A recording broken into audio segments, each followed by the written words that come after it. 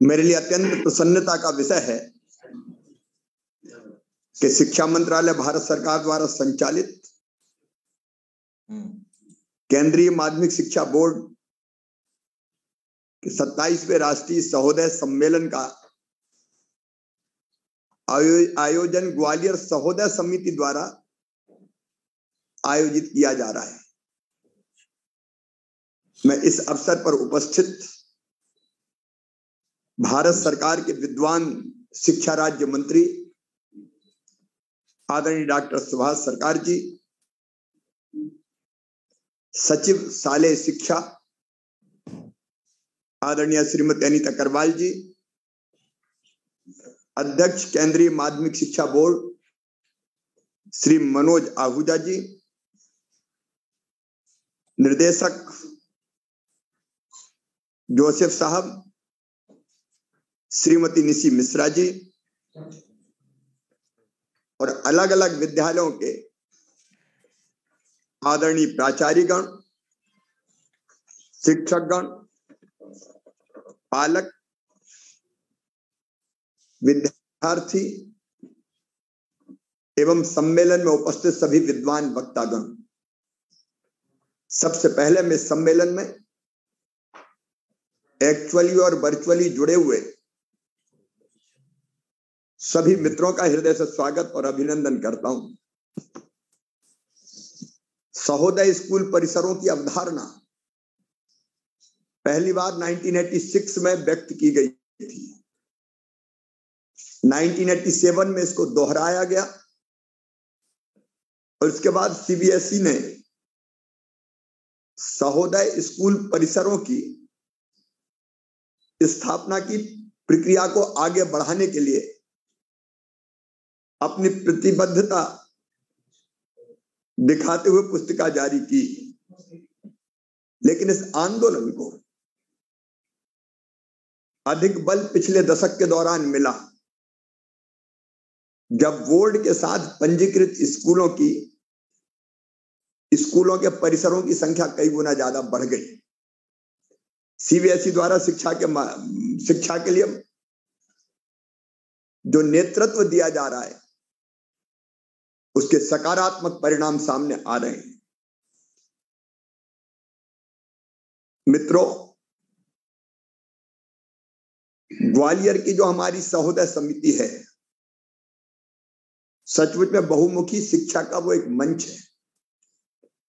यह समिति ग्वालियर चंबल क्षेत्र के स्कूलों में उचित समन्वय बैठाने में सफल सिद्ध हुई है। सहोदय समिति ग्वालियर के क्षेत्र के प्राचार्यों के वैचारिक आदान प्रदान का व्यासपीठ के रूप में अपना उल्लेखनीय योगदान रहा है। मैं सीबीएसई नई दिल्ली के पदाधिकारियों का अभिनंदन करता हूं कि उन्होंने 27वें सहोदय कॉन्फ्रेंस के आयोजन का दायित्व ग्वालियर को दिया। भारत अत्यंत प्राचीन और महान राष्ट्र है। 5000 साल से ज्यादा तो ज्ञात इतिहास है हमारा। जब दुनिया के विकसित देशों में सभ्यता के सूर्य का उदय नहीं हुआ था, तब हमारे यहां तक्षशिला और नालंदा जैसे विश्वविद्यालय थे। भारत की जो प्राचीन शिक्षा पद्धति, उसने एक जमाने में दुनिया को भी दिशा देने का काम किया था। उसी प्राचीन नींव पर प्रधानमंत्री श्रीमान नरेंद्र मोदी जी ने नव निर्माण का काम शिक्षा के क्षेत्र में प्रारंभ किया है। स्वामी विवेकानंद जी हम सबकी प्रेरणा है और स्वामी जी कहते थे, शिक्षा वो है जो मनुष्य को मनुष्य बना सके, उसमें मानवीय गुणों का विकास कर सके। हमारे ऋषियों ने कहा है, असदोमा सदगमय, तमसोमा ज्योतिर्गमय, मृत्योर्मा अमृतम गमय। हम चलें असत से सत की ओर, अंधकार से प्रकाश की ओर, मृत्यु से अमृत की ओर। लेकिन यह शिक्षा ही संभव कर सकती है। भारत में शिक्षा के मूलतः 3 उद्देश्य रहे हैं: ज्ञान देना, कौशल देना और नागरिकता के संस्कार देना। स्वामी विवेकानंद जी कहा करते थे, मनुष्य केवल 3.5 हाथ के हाड़ मांस का पुतला नहीं है, वो अमृत का पुत्र है, ईश्वर का अंश है, अनंत शक्तियों का भंडार है, अमरानंद का भागी है। दुनिया में कोई काम ऐसा नहीं कि जो वो ना कर सके, लेकिन उसकी क्षमता का प्रकटीकरण करने का माध्यम है, सशक्त माध्यम है ज्ञान, शिक्षा।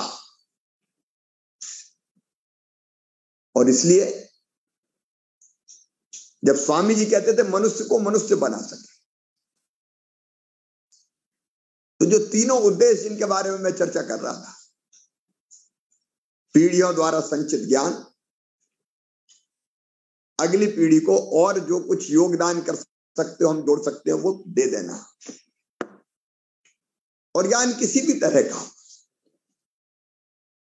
अलग अलग विषय है, भाषाओं का हो, इतिहास का हो, विज्ञान का हो, भूगोल का हो। और दूसरा, कौशल देना। पढ़ने के बाद ये जरूरत नहीं पड़नी चाहिए कि वो काम की तलाश में भटक रहा है, इतना योग्य वो बन जाए कि अपनी आजीविका ठीक से चला सके। और नागरिकता के संस्कार देने का अर्थ है वो सचमुच में इंसान बने, परिश्रमी, ईमानदार, चरित्रवान, देशभक्त, परोपकारी, केवल अपने लिए जीने वाला नहीं, देश और समाज का भी ध्यान रखने वाला। अब एक नरेंद्र ने यह सपना देखा था, स्वामी विवेकानंद जी ने, और दूसरे नरेंद्र आज हमारे प्रधानमंत्री नरेंद्र मोदी जी इसको साकार करने का भगीरथ प्रयास कर रहे हैं। नई शिक्षा नीति में इन 3 गुणों का समावेश है। मैं डॉक्टर सुभाष सरकार जी को सुन रहा था,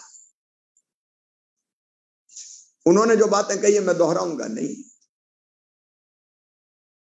लेकिन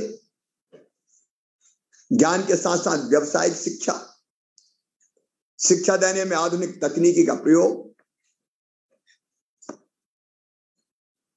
दूरस्थ इलाकों में भी हम कैसे बेहतर शिक्षा दे सकते हैं, इसलिए ऑनलाइन शिक्षा। अभी डॉक्टर सरकार ने उस बारे में काफी कहा है। डिजिटल इंफ्रास्ट्रक्चर, ऑनलाइन शिक्षण मंच और उपकरण, सामग्री का निर्माण, डिजिटल भंडार और प्रसार, कंटेंट क्रिएशन, डेटाबेस मेंटेनेंस और उसका विद्यार्थियों की पढ़ाई के लिए सही उपयोग हमारे शिक्षकगण बड़ी ही निपुणता के साथ कर रहे हैं। और मुझे पूरा विश्वास है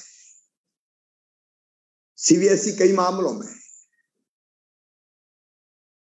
शिक्षा को गति और दिशा दोनों देने का काम कर रहे हैं।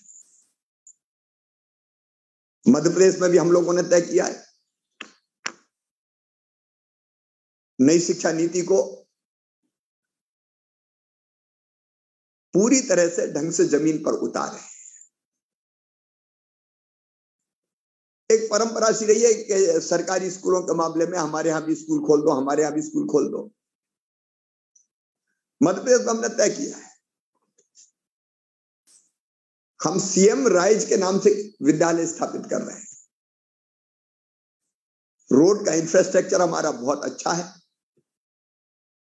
जरूरत इस बात की नहीं कि हर जगह स्कूल हो, जरूरत इस बात की है कि बेहतर स्कूल हो। और जो सीएम राइज स्कूल की कल्पना हमने की है उसमें 25-30 किलोमीटर आसपास के गांव के बच्चे बस में बैठ के अपने विद्यालय आएंगे, दिन भर में अध्ययन करेंगे, शाम को वापस लौटेंगे। वहां लैब, वहां लाइब्रेरी, प्लेग्राउंड्स, अच्छे शिक्षक, उनके लिए आवास की व्यवस्था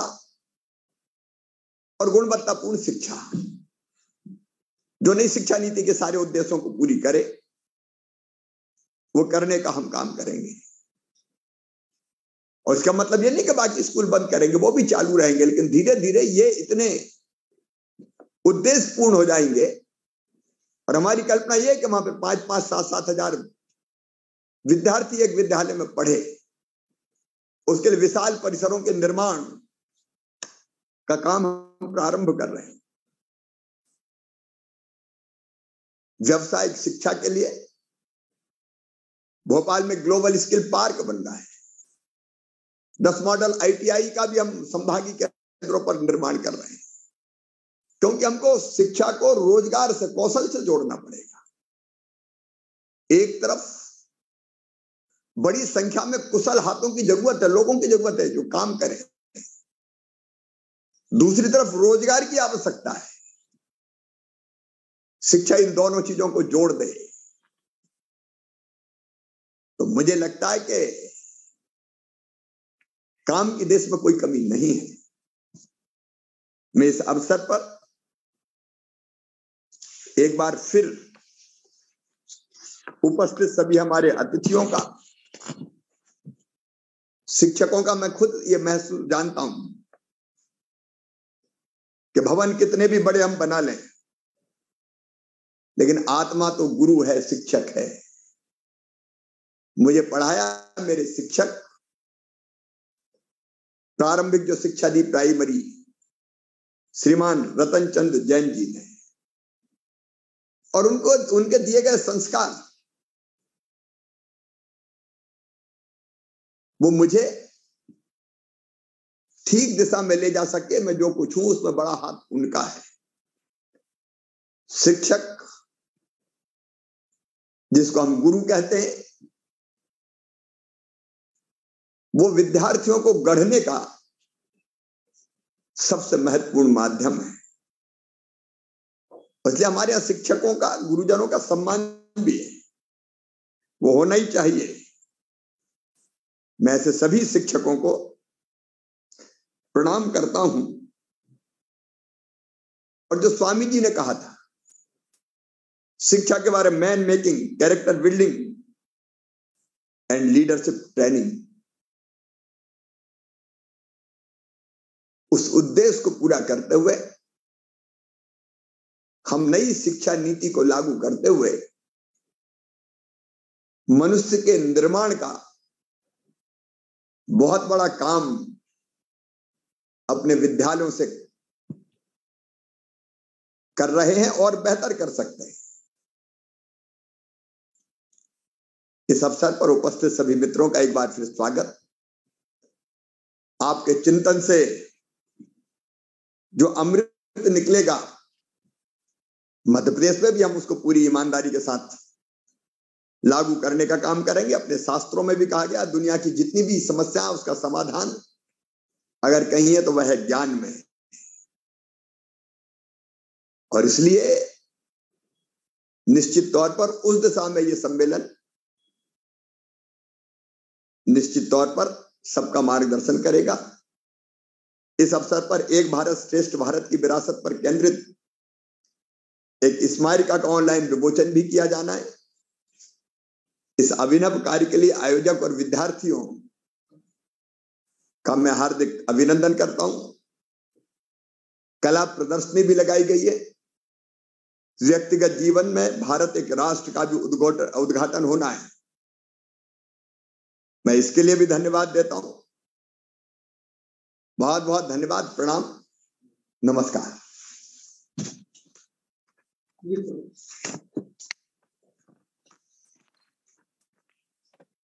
thank you so much sir, आपके उत्साहवर्धक शब्दों के लिए और अपना कीमती समय हमें देने के लिए, हमारे साथ यहाँ जुड़ने के लिए मैं फिर से आपका अभिनंदन करना चाहूंगी। Thank you so much. मेरे लिए अत्यंत प्रसन्नता का विषय है कि शिक्षा मंत्रालय भारत सरकार द्वारा संचालित केंद्रीय माध्यमिक शिक्षा बोर्ड के 27वें राष्ट्रीय सहोदय सम्मेलन का आयोजन ग्वालियर सहोदय समिति द्वारा आयोजित किया जा रहा है। मैं इस अवसर पर उपस्थित भारत सरकार के विद्वान शिक्षा राज्य मंत्री आदरणीय डॉक्टर सुभाष सरकार जी, सचिव शालेय शिक्षा आदरणीय श्रीमती अनीता करवाल जी, अध्यक्ष केंद्रीय माध्यमिक शिक्षा बोर्ड श्री मनोज आहूजा जी, निर्देशक जोसेफ साहब, श्रीमती निशी मिश्रा जी और अलग अलग विद्यालयों के आदरणीय प्राचार्यगण, शिक्षकगण, पालक, विद्यार्थी एवं सम्मेलन में उपस्थित सभी विद्वान वक्तागण। सबसे पहले मैं सम्मेलन में एक्चुअली और वर्चुअली जुड़े हुए सभी मित्रों का हृदय से स्वागत और अभिनंदन करता हूं। सहोदय स्कूल परिसरों की अवधारणा पहली बार 1986 में व्यक्त की गई थी। 1987 में इसको दोहराया गया और उसके बाद सीबीएसई ने सहोदय स्कूल परिसरों की स्थापना की प्रक्रिया को आगे बढ़ाने के लिए अपनी प्रतिबद्धता दिखाते हुए पुस्तिका जारी की। लेकिन इस आंदोलन को अधिक बल पिछले दशक के दौरान मिला, जब बोर्ड के साथ पंजीकृत स्कूलों के परिसरों की संख्या कई गुना ज्यादा बढ़ गई। सीबीएसई द्वारा शिक्षा के लिए जो नेतृत्व दिया जा रहा है उसके सकारात्मक परिणाम सामने आ रहे हैं। मित्रों, ग्वालियर की जो हमारी सहोदय समिति है, सचमुच में बहुमुखी शिक्षा का वो एक मंच है।